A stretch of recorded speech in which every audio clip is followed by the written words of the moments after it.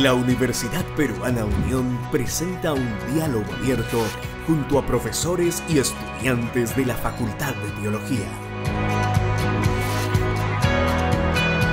Diálogo Abierto es un espacio para estudiar las Sagradas Escrituras. Un espacio para el análisis profundo de los más importantes conceptos bíblicos. Estudia junto a nosotros cada semana durante este trimestre el quinto libro del Pentateuco. La verdad presente en Deuteronomio.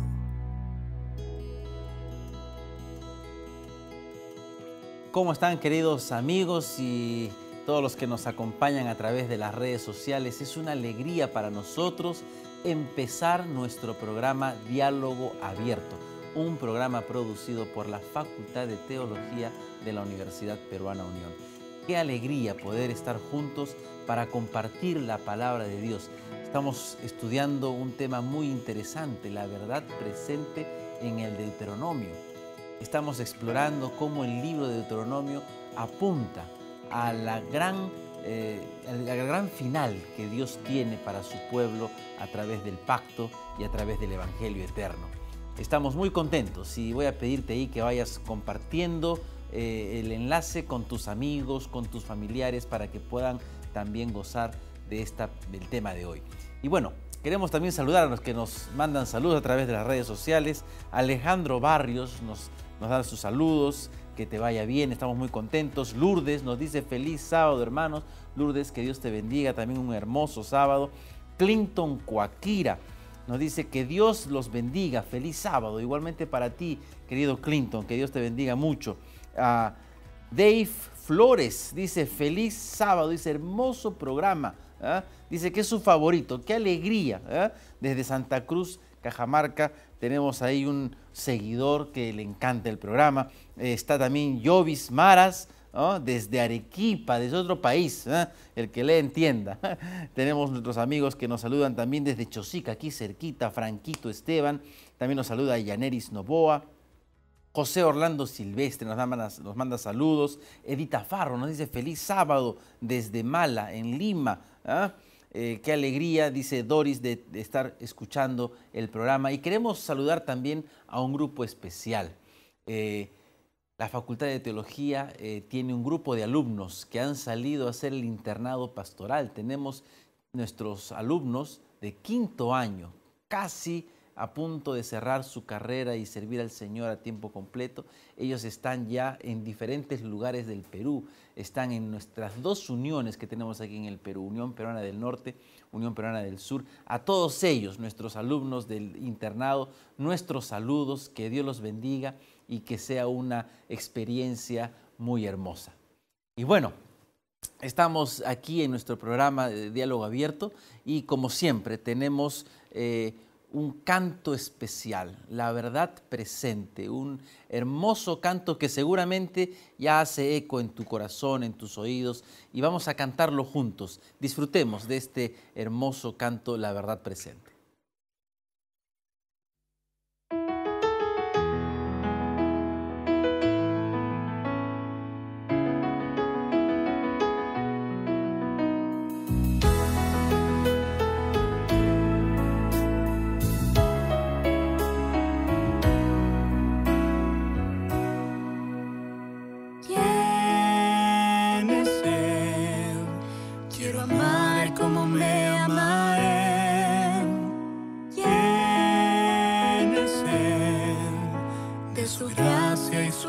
Aprender que si desde aquí lo buscaré, a Jehová Dios encontraré, pero debo buscarlo con alma y corazón.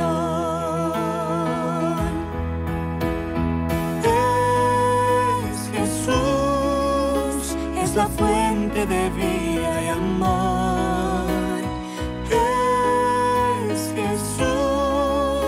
La verdad presente, la luz de este mundo, el Dios que sustenta a Israel, Cristo Jesús.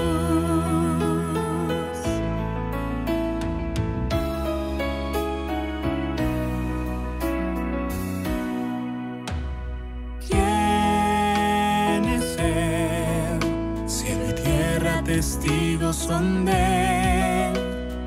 ¿Quién es Él? Su palabra en mí establecer. Y si desde allí lo buscares, a Jehová Dios encontrarás.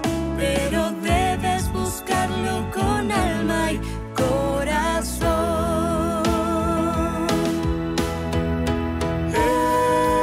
Es Jesús, es la fuente de vida y amor. Es Jesús, la verdad presente, la luz de este mundo, el Dios que sustenta a Israel, Cristo Jesús.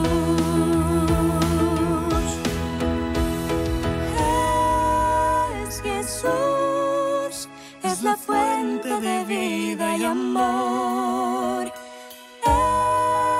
Es Jesús, la verdad presente, la luz de este mundo, el Dios que sustenta a Israel, Cristo Jesús. La verdad presente, la luz de este mundo, el Dios que sustenta a Israel, Cristo Jesús.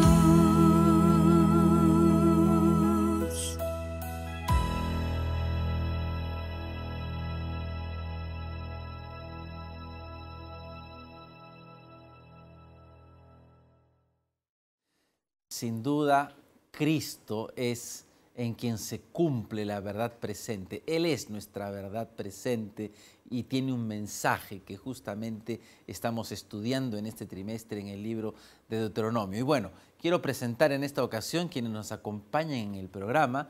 Tenemos la alegría de estar con dos grandes amigos. Sear, bienvenido, ¿cómo estás? Cuánta alegría, pastor, realmente estar acá. Realmente es un entusiasmo poder estudiar las verdades eternas en el libro de Deuteronomio. Qué alegría que estés con nosotros, Sear, y también nos acompaña un gran amigo mío, colega también de trabajo, Benjamín Rojas. Qué alegría que estés con nosotros. Bueno, es un privilegio para mí estar acá sentado en esta mesa, ¿no? Y compartir este diálogo que creo va a ser muy productivo, porque hay lecciones valiosísimas en la palabra del Señor que seguramente van a salir en esta conversación. Así que gracias por este momento. Bienvenido, y es una alegría que todos los que están allí acompañándonos no se olviden de dar compartir para que todos nos beneficiemos de este estudio de la palabra de Dios. Y bueno, el tema de hoy es la tercera lección y vamos a hablar acerca del pacto perpetuo. Y alguien se preguntará qué tiene que ver el pacto perpetuo con el evangelio eterno. Cuando hablamos del evangelio vienen a nuestra mente algunas ideas de salvación, Jesucristo. ¿Y qué tiene que ver eso con el pacto? El pacto es antiguo, es el pasado, ¿verdad? Pero bueno, definamos algo. ¿Qué podemos decir primero? ¿Qué es el evangelio? ¿Qué entienden ustedes por el evangelio? Bueno, capaz podemos comenzar leyendo un texto, ¿no? Apocalipsis 14:6 define al evangelio con una palabrita. Dice que vi volar por en medio del cielo a otro ángel que tenía el evangelio eterno para predicarlo a los moradores de la tierra, a toda nación, tribu, lengua y pueblo. Es eterno y es algo que se predica. Es decir, son ideas, son conceptos, son cosas que de alguna manera se pueden anunciar. Es eterno y tiene un contenido, por así decirlo, teórico, importante, que la persona debe saber. Así es, y el evangelio, el evangelión en griego, es justamente las buenas nuevas que son eternas. Así que vamos partiendo por ahí, Sear. Sí, pastor, justamente ahí estamos viendo la relación entre el pacto y el evangelio. Y de repente podemos encontrar esas similitudes en las diferentes características. El versículo que el pastor leyó nos presentaba al evangelio como algo eterno. Ahora nosotros encontramos en Génesis capítulo 17, versículo 7, la misma característica en realidad. Dice, y estableceré mi pacto entre mí y ti, tu descendencia después de ti en tus generaciones, por pacto perpetuo para ser tu Dios, y el de tu descendencia después de ti. Esta característica de temporalidad, pastor, la vemos en ambos, tanto en el Evangelio como en el pacto. Ok, entonces vemos que ambos conceptos son calificados en la Biblia como eternos. Ahora, hablando del pacto, hay algo especial también con el pacto. ¿En qué se fundamenta el pacto? Sabemos que en el antiguo cercano oriente se han encontrado diferentes tipos de pactos, ¿no? Pactos entre dos personas iguales de la misma jerarquía y pactos entre una persona superior contra otra de una jerarquía menor, ¿ok? Y los pactos en la Biblia evocan esas costumbres, ¿ah? Pero hay algo que sucede al momento de hacer el pacto que le da validez al pacto. ¿Qué es eso que le da la validez a un pacto? Bueno, como bien mencionabas, los pactos del pasado han tenido algunos elementos visibles que se pueden ver hoy en día también, ¿no? Cuando uno se casa, por ejemplo, ¿no? Mínimamente existe un papelito que de alguna forma dice que hemos hecho un pacto. Hay veces existen aros, existen algunos otros elementos que muestran que tú has hecho un pacto. En el caso del pacto que Dios quiere hacer con nosotros, no se trata de un elemento tan simple y tan sencillo. Hebreos capítulo 13, versículo 20 dice lo siguiente: y el Dios de paz, que resucitó de los muertos a nuestro Señor Jesucristo, el gran pastor de las ovejas, por la sangre del pacto eterno, el versículo 21 continúa diciendo, os haga aptos en toda buena obra para que hagáis su voluntad. Pero existe acá un elemento interesante para el pacto, o sea, es la sangre del Señor Jesús, es la sangre derramada del Señor Jesús, un elemento visible que hace parte del pacto. Es decir, la muerte del Señor Jesús, la llegada del Señor Jesús, sella este pacto y lo convierte en algo visible, ¿no? Sear. Sí, pastor. Y ahí es cuando nosotros tenemos que darnos cuenta de que Jesús viene a sellar el pacto de manera perpetua. Si nosotros entendemos al pacto como algo perpetuo y a Jesús como el fundamento del pacto, quiere decir que la promesa, y al menos en el caso de Jesús a manera de promesa, la promesa de Jesús, la disposición de que Jesús muriera en lugar de la raza humana, también tuvo que haber sido, lógicamente, un plan eterno. Ahora, estamos viendo que la sangre de Jesucristo es lo que le da sentido al pacto. De hecho, los pactos en el antiguo cercano oriente se sellaban con la muerte de un animal, ¿ok?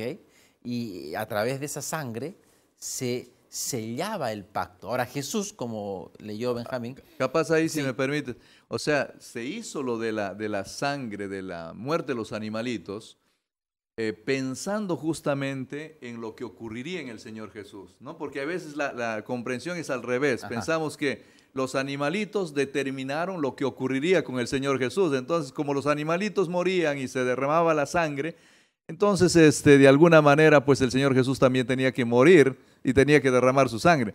Pero en realidad es al revés. Ya estaba dicho que el Señor Jesús moriría, que el Señor Jesús derramaría su sangre. Como consecuencia, en el pasado se comenzó a prefigurar esto con el derramamiento de sangre también de los animalitos. Es cierto, los sacrificios antiguos en el pueblo de Israel evocaban lo que vendría en el futuro, que es el ministerio de Cristo Jesús, ¿ah? Ahora, ya tenemos estos dos elementos, ¿no? La sangre como un elemento sellador del pacto. Encontramos que el Evangelio es eterno, el pacto que Dios hace con su pueblo también es eterno. Ahora, ¿qué relación tienen entonces, Jesús con el pacto y el Evangelio? Para ir cerrando la idea. Pastor, ahí es emocionante y justo lo que mencionaba el pastor. Jesús viene a hacer el pacto y lo viene a hacerlo desde siempre, prefigurado en los corderos, prefigurado en los distintos sacrificios. Y es interesante que una de las respuestas, la respuesta la encontramos en un lugar del Antiguo Testamento. Y quisiera leer Isaías capítulo 42, el versículo 6, cuando Isaías habla acerca de Jesús y dice, yo Jehová te he mandado en justicia, te sostendré por la mano, te guardaré, te pondré por pacto al pueblo, por luz de las naciones. Por luz de las naciones. Y en el Nuevo Testamento, pastor, nos damos cuenta que la luz viene a ser un símbolo del Evangelio. Y ahí, pastores, cuando nos damos cuenta que en Jesús se encuentra el pacto y el Evangelio. Y eso es algo que no lo encontramos desde que vino Jesús corporalmente, sino que esa es una promesa que ya la encontramos desde el Antiguo Testamento. Bueno, ahí si me permiten, Sear, cuando lees este texto de Isaías, en realidad nosotros encontramos a Juan diciendo que este hecho de que el Señor Jesús sería luz en las naciones se cumple en la persona del Señor Jesús. Porque leemos en el Evangelio de Juan, en el capítulo 1, el versículo 8, por ejemplo, dice, no era Él la luz, hablando del Señor Jesús, sino para que diese testimonio de la luz. Aquella luz verdadera que alumbra a todo hombre venía a este mundo. En el mundo estaba y el mundo por Él fue hecho, pero el mundo no le conoció. El Señor Jesús en realidad es la luz que alumbra a este mundo, ¿no? Entonces, ¿quién es en realidad el centro, el fundamento? ¿En quién se completa este pacto? Es el Señor Jesús, porque Él es la luz que va a iluminar este mundo también. Así es, y no queda solamente en una situación prefigurativa de los corderos para luego apuntar a Jesús. Cuando Jesús viene, el pacto y el evangelio encuentran su plenitud, porque el evangelio son buenas nuevas. Jesús es el que trae las buenas nuevas y es a través del sacrificio de Jesús, que es las buenas nuevas, que se sella el pacto que Dios quiere hacer entre Él y nosotros. Así que en esta primera parte podemos notar, queridos amigos, que Jesucristo, quien es las buenas nuevas de salvación, sella esa salvación en un pacto eterno con su sangre. Qué maravillosas lecciones de vida encontramos entre esta primera parte, entre lo que es el evangelio y el pacto. Ahora, hablando más del pacto, porque algunos autores sugieren que hay más de un pacto, que cada pacto cumple su función en cierta época y que Dios ha tenido varios pactos, algunos llegan hasta contar 7 pactos en la Escritura. ¿Qué podemos decir del pacto con Abraham, que quizá es el más evidente? ¿Okay? Porque Dios hace pactos con Noé, Dios hace un pacto con Adán, pero en Abraham encontramos un pacto muy explícito. ¿Qué podemos decir y cómo se revela el Evangelio en el pacto que Dios hace con Abraham? Ahí, pastor, es cuando nos damos cuenta de cómo la naturaleza de este pacto eterno. Este pacto eterno no está hecho entre hombres, tampoco está hecho entre seres perfectos, sino más bien está hecho entre Dios y el hombre, entre un ser perfecto y un ser imperfecto. Y es ahí donde nos damos cuenta, y eso queda en evidencia cuando nos damos cuenta en el pacto entre Dios y Abraham. Esto lo encontramos en el libro de Romanos, el capítulo 4, los versículos del 1 al 5. Recordamos que cuando Dios le hace este pacto a Abraham, él le hace una promesa. Y él hace la promesa, yo haré de ti una gran nación. Y no solo le dice que él hará de Abraham una gran nación, sino que también le promete una tierra para su descendencia. ¿Y cómo se relaciona el pacto entre Dios y el hombre, entre un ser perfecto y un ser imperfecto? Esto solo se puede lograr, pastor, mediante la fe. Y aquí dice en Romanos, dice, ¿qué pues diremos que halló Abraham nuestro padre según la carne? Porque si Abraham fue justificado por las obras, tiene de qué gloriarse, pero no para con Dios. Porque, ¿qué dice la Escritura? Creyó Abraham a Dios y le fue contado por justicia. Creyó Abraham a Dios. Nos damos cuenta, pastor, que la única forma en que el hombre puede aproximarse al pacto que Dios ha establecido con él es mediante la fe, y eso lo aprendemos aquí de la historia de Dios y Abraham. Es muy interesante lo que dices, como la fe como un elemento fundamental para entrar en el pacto con Dios, el tener fe o el creer en Dios. Ahora, tanto Génesis como Romanos nos dice, creyó a Abraham y le fue contado por justicia. Ahora, ¿Qué significa creer o tener fe? ¿Es solamente un aspecto cognitivo de decir, bueno, yo reconozco que Dios existe y ya estoy creyendo en Él, o hay algo más? Bueno, en la experiencia de Abraham nosotros encontramos que él efectivamente creyó a Dios, creyó en Dios y creyó también a Dios, ¿no? O sea, no se trata solamente de decir, sí, yo creo que tú existes, sino que también creo en lo que tú me pides. Y creer en lo que Dios pide significa hacer lo que Dios pide, ¿no? Significa si Dios le dijo a Abraham, mira, tienes que salir de este lugar, tienes que ir a este otro lugar, él se movió. Dios le dijo a Abraham, mira, necesitas llevar a tu hijo a un lugar determinado para que lo sacrifiques. Él se puso en acción. Abraham no estuvo solamente diciendo, bueno, sí creo, pero no te escucho. Él escuchó y obedeció. La fe en Dios no es un asunto solamente mental. La fe en Dios tiene que ver con un asunto actitudinal. O sea, nosotros tenemos que movernos a hacer algunas cosas que Dios nos va pidiendo. Ahora, lo que a mí me llama la atención de esto de acá es que Dios hace un pacto con Abraham, pero no queda solo con Abraham. O sea, sus descendientes, aun cuando Dios no les dijo a los descendientes directamente, yo te voy a multiplicar a ti, tú vas a ser bendición, pero todos sus descendientes también se beneficiaron de este pacto, o sea, también recibieron este pacto. Aun cuando no escucharon directamente a Dios ofrecer el pacto, todos los que vinieron después de Abraham también recibieron la promesa de Dios. Lo otro que me llama la atención acá es que, según el libro de Deuteronomio, Dios no hace este pacto porque estas personas se lo merezcan. Ni el pueblo de Israel, ni el mismo Abraham, ninguno se lo merece.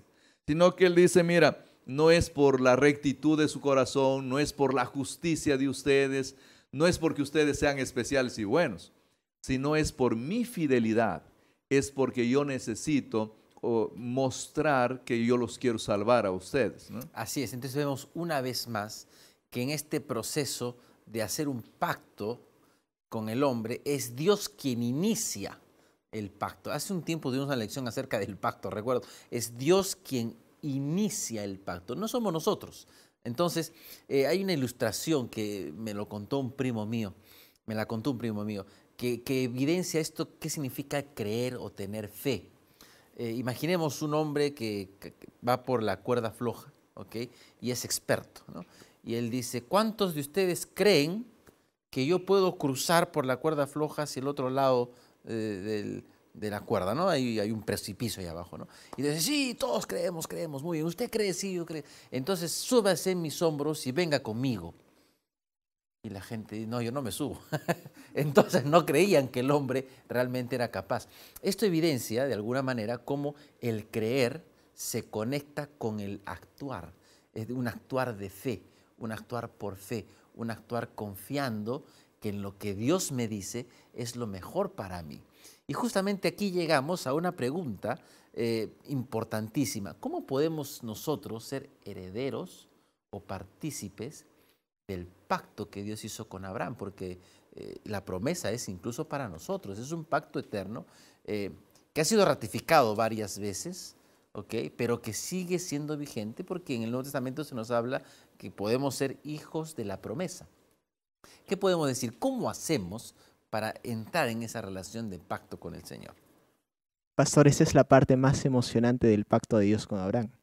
Porque en realidad Dios hizo el pacto con Abraham y podemos pensar que muy lindo, muy bonito, podemos de repente. Y de hecho una de las partes más bonitas de la Biblia son las bendiciones que Dios hace con los hijos de Abraham. Pero de ahí queda, ¿no? ¿Y esto qué tiene que ver conmigo? ¿Cómo llega hasta mí? Y la verdad es que tiene mucho que ver y es porque Dios ha extendido ese pacto hacia cada uno de nosotros. ¿Dónde encontramos eso en la Biblia? Eso lo encontramos en Gálatas, capítulo 3, versículos del 6 al 9. Y dice así, así Abraham creyó a Dios y le fue contado por justicia. Sabed por tanto que los que son de la fe, estos son hijos de Abraham. Y la Escritura, preveyendo que Dios había de justificar por la fe a los gentiles, dio de antemano la buena nueva a Abraham diciendo, en ti serán benditas todas las naciones, de modo que los de la fe son bendecidos con el creyente Abraham. Muy bien. Benjamín, ¿quieres decir algo más? Bueno, el texto es bien claro, es explícito. Nosotros necesitamos hacer lo que Abraham hizo. Abraham creyó y tuvo fe. Nosotros necesitamos creer y tener fe. Miren que yo estoy usando dos palabras, creer y tener fe. O sea, porque ya se ha definido esto. No se trata solamente de aceptar cognitivamente, se trata de actuar, porque la fe es un reaccionar, un hacer cosas, ¿no? Así es, y en Romanos capítulo 4 dice el versículo 23, y no solo por él, por Abraham, fue escrito que le fue contada, sino también por nosotros, a quienes será contada como los que creen en aquel que levantó de los muertos a Jesucristo nuestro Señor. Así que la promesa también es para nosotros. Vamos a tener un pequeño espacio especial antes de continuar con nuestro estudio de la palabra de Dios. Tenemos un videíto muy hermoso que te va a mostrar lo que hacemos aquí en la Universidad Peruana Unión y en la Facultad de Teología. Quiero que veas atentamente este video y disfrutes de lo que hacemos aquí en la Universidad Peruana Unión.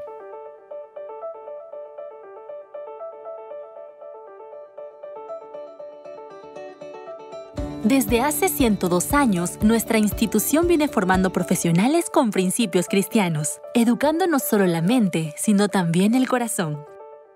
En esta casa de estudios también establecemos un aprendizaje con responsabilidad social. Nuestros 3 campus en Lima, Juliaca y Tarapoto cuentan con áreas verdes en toda su infraestructura, siendo así una institución promotora de la salud y el cuidado del medio ambiente, con un ecosistema diferente. Somos parte de la Red Educativa Adventista Mundial y mantenemos vínculos institucionales con otros países. En la UPU estamos comprometidos con la continuidad de tu educación. Por eso, no dejaremos que nada detenga tus ganas de salir adelante. UPU, Universidad con principios para grandes finales. Qué hermoso video el que has visto, y esto es la UPU, la Universidad Peruana Unión, y desde aquí trabajamos y hacemos el programa Diálogo Abierto. Estamos juntos para poder repasar la lección de esta semana, el Pacto Perpetuo. Nos acompaña el pastor Benjamín Rojas y Sear Jasub Chilón, también estudiante de teología, y es una alegría que podamos compartir este tema. Y bueno, ya hemos hablado de lo que es el Evangelio, hemos hablado de lo que es el pacto, ambos son eternos, se juntan, digamos, encuentran su cúspide más alta en Jesús, en su sacrificio, sellando el pacto perpetuo para con todos nosotros, ¿ok? Y hemos visto también un poco acerca del pacto que Dios hace con Abraham, y ahora vamos a hablar acerca del pacto que Dios hace con Israel, que en realidad es el mismo pacto.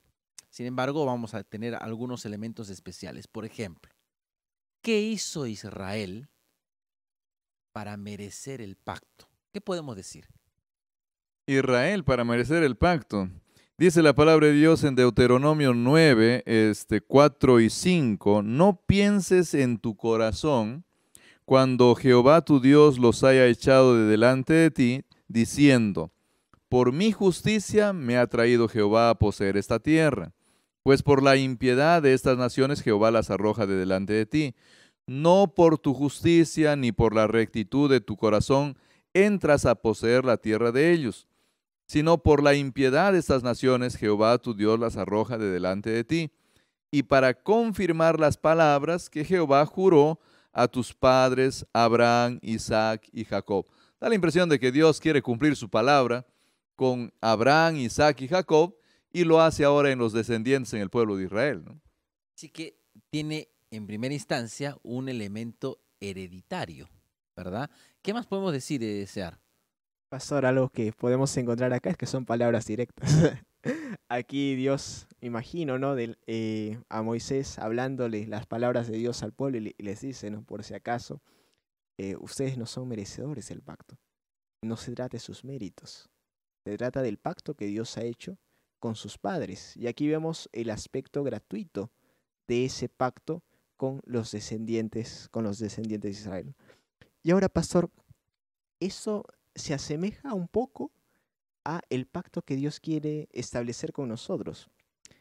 En Romanos capítulo 3, el versículo 22 dice: la justicia de Dios por medio de la fe en Jesucristo para todos los que creen en Él, porque no hay diferencia, por cuanto todos pecaron y están destituidos de la gloria de Dios. Moisés le dijo a los israelitas de la palabra de Dios: ustedes no son merecedores del pacto que Dios está estableciendo con ustedes. Ahora, ahí nos parecían palabras duras, pero lo mismo aquí parece que va para nosotros. No hay diferencia.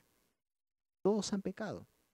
Sin embargo, el texto nos sigue diciendo: siendo justificados gratuitamente por su gracia, mediante la redención que es en Cristo Jesús, en quien Dios puso como propiciación por medio de la fe en su sangre, para manifestar su justicia a causa de haber pasado por alto en su paciencia los pecados pasados.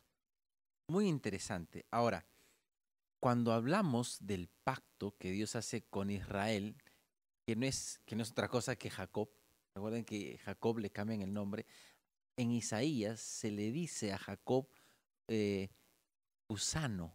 Sí. ¿Sí? En Jeremías dice que nuestras justicias son trapos de inmundicia. de inmundicia. Así que no hay mérito alguno en el pueblo de Israel per se. Ahora, el asunto es por fe. Y hemos hablado un poquito qué es la fe.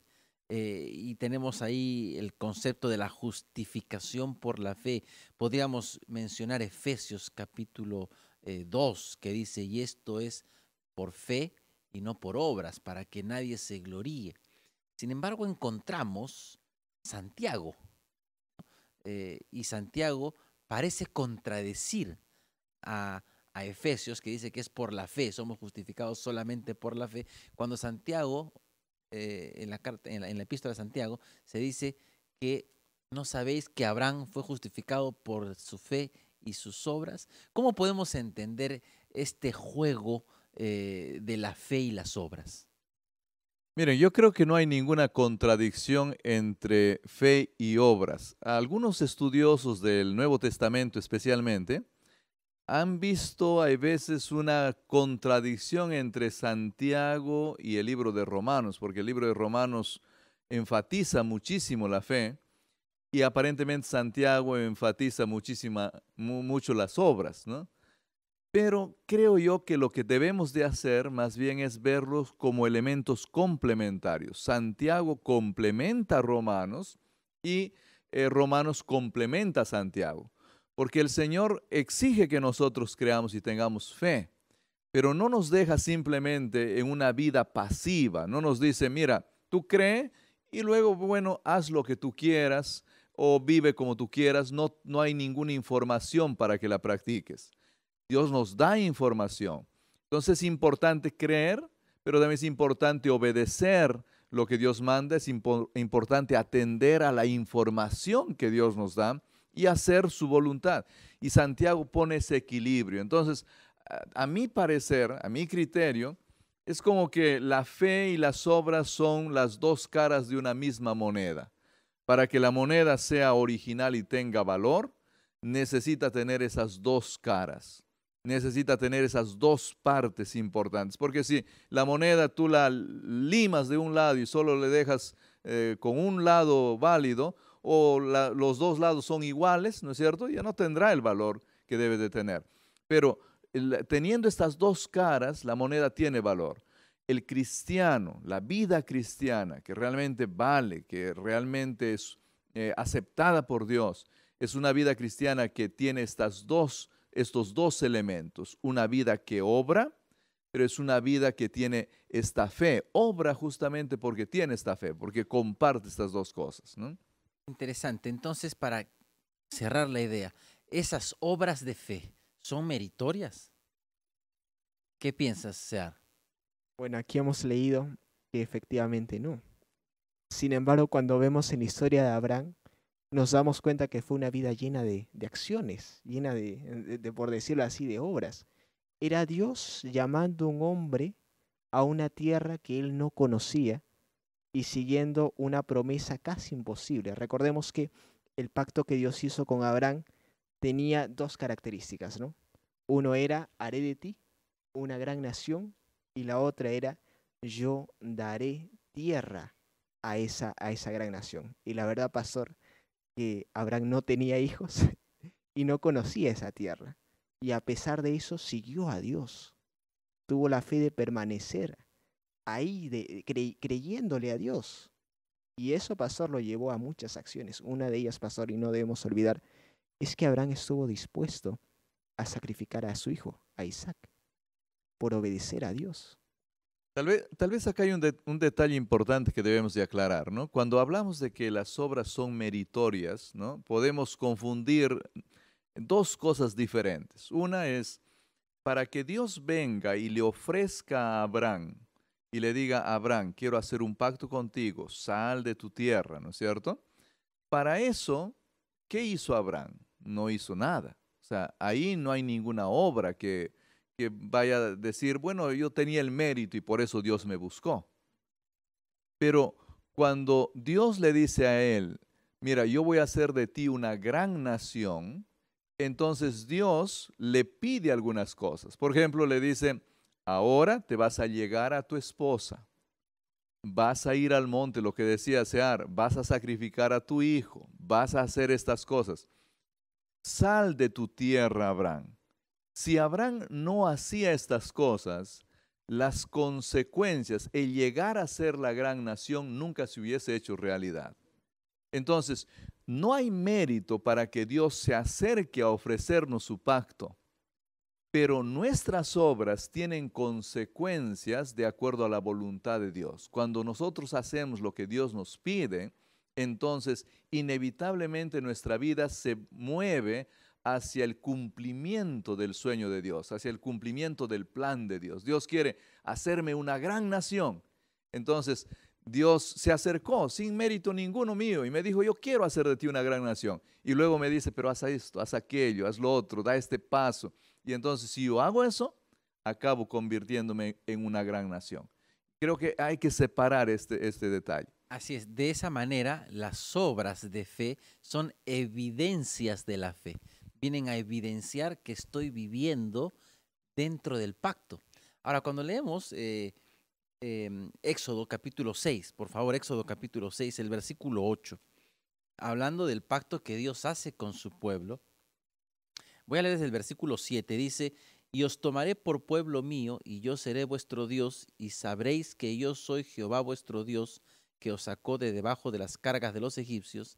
Dice el versículo 8, y os traeré a la tierra que juré dar a Abraham, a Isaac y a Jacob, y os daré por heredad. Yo soy Jehová. Acá hay una promesa en el contexto del pacto que Dios hace con su pueblo de introducirlos en la tierra prometida. ¿Qué relación tiene eso, esa promesa, con el pacto que Dios quiere establecer con nosotros hoy? Porque nosotros no estamos por entrar a la tierra prometida, es decir, a cruzar el río Jordán y entrar a Canaán. Estamos bastante lejos. ¿Cómo se cumple esto en nosotros? Dios quiere lo mismo que en el pasado. Dios quiere salvarnos también, ¿no es cierto? Dios quiere llevarnos ahora no a una tierra acá en este planeta, sino a la vida eterna, a la Canaán celestial. Y Dios se acerca sin mérito ninguno y nos dice, mira hijo, yo quiero llevarte. Él no tendría por qué hacerlo, tiene por qué hacerlo. Él nos dice, mira, yo quiero llevarte, quiero que vayas al cielo conmigo.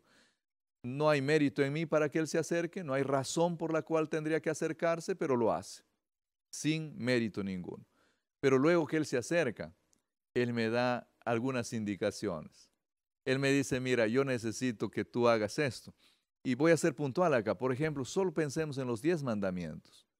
Quisiera que tú te acostumbres a no adorar a otros, sino solamente adorarme a mí. Porque en la tierra donde yo te voy a llevar, solo me adorarás a mí.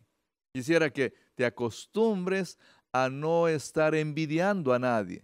Porque en la tierra donde yo voy a ir, no envidiarás a nadie. Entonces, es cierto, Dios se acerca y Dios nos ofrece lo mismo que hizo con el pueblo de Israel. Él se ofrece y dice, yo te voy a llevar, pero hay indicaciones de por medio. Y en eso consiste el pacto también, ¿no? Muy bien. Entonces, el pacto incluye esas acciones de fe que llamamos obediencia, ¿verdad? A las premisas del pacto. Y ahora, esa promesa que Dios nos da, como dijo Benjamín, nos llevan a considerar la promesa de la tierra prometida, pero no a la de Canaán, sino a la Canaán celestial. Y vemos aquí que vamos viendo ya en estas 3 lecciones que vamos estudiando hasta ahora en el libro de Deuteronomio, cómo se va cumpliendo los tipos y los antitipos, ¿no? Las imágenes, ¿verdad?, del antiguo Israel que se van cumpliendo en Cristo Jesús y se hacen realidad para nosotros en la patria celestial. Qué privilegio será estar aquel día entrando por las puertas de la Santa Jerusalén. Hacia eso apunta, ¿verdad?, el pacto que Dios hace hoy con su pueblo, ¿verdad? Ahora, vámonos un poquito más acá. Ya hemos hablado un poquito acerca de la obediencia, los mandamientos de Dios. ¿Cómo se conectan con el pacto o están separados? Simplemente son algo accesitario. ¿Qué podemos decir, Sear? Claro, pastor, las promesas y el pacto no se pueden separar. Y eso llega también para nosotros.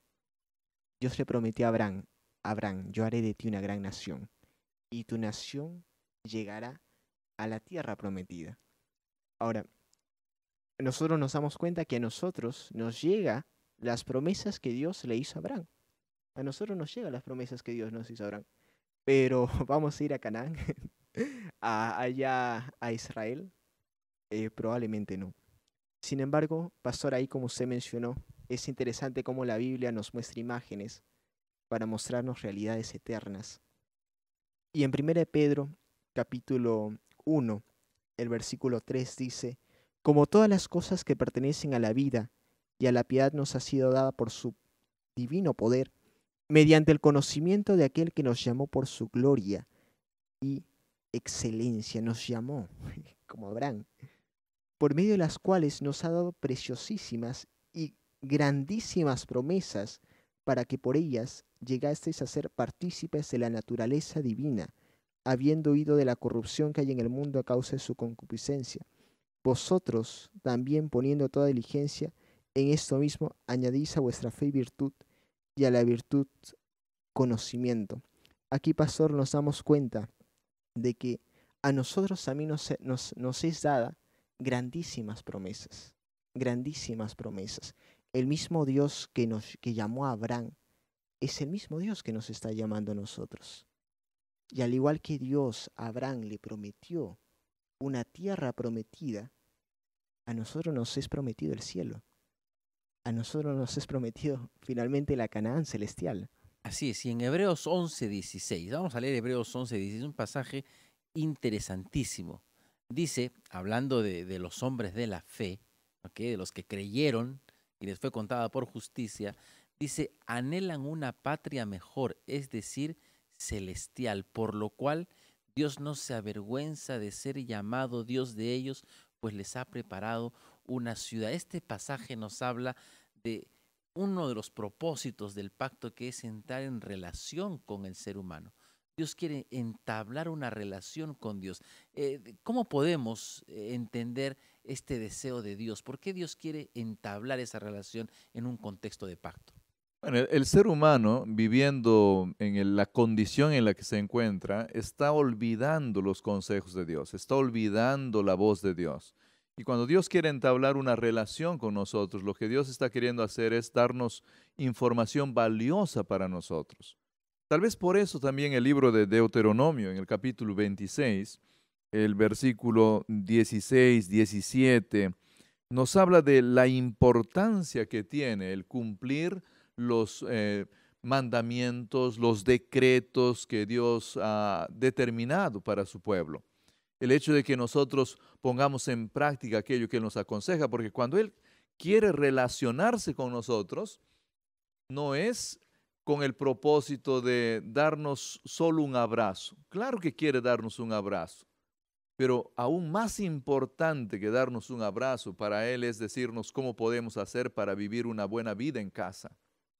Dios está interesado en que seamos buenos padres de familia. Dios está interesado en que yo sea un buen hijo, que mi salud sea buena, que mi relación con mis vecinos sea buena. ¿Cómo yo puedo hacer para vivir una vida buena, una vida correcta, para dar gloria a su nombre?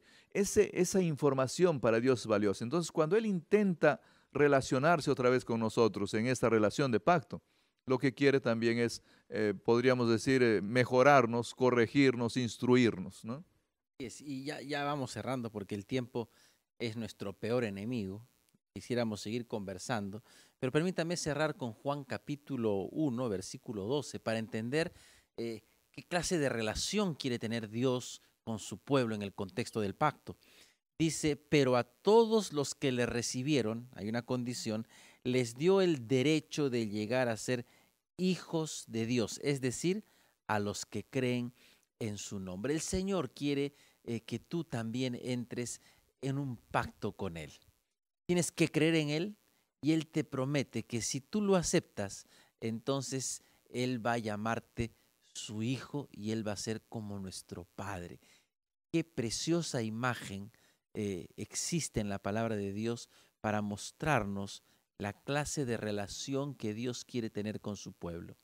Que Dios los bendiga mucho, que podamos ser parte de ese pacto perpetuo y que algún día, pero que sea muy pronto, nos podamos ver juntos entrando por las puertas de la Santa Jerusalén. Que Dios te bendiga. Vamos a terminar con una palabra de oración, agradeciendo, Benjamín, sea gracias por haber estado con nosotros en este programa. Y allí donde estás, vamos a hacer una oración.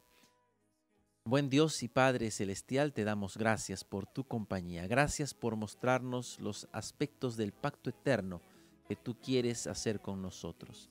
Señor, tómanos como tuyos. Queremos ser tus hijos y sé tú nuestro Padre. Bendícenos y acompáñanos en el nombre precioso de Jesús. De vida y amor es Jesús, la verdad presente, la luz de este mundo, el Dios que sustenta a Israel, Cristo Jesús. La verdad presente, la luz de este mundo, el Dios que sustenta a Israel, Cristo Jesús.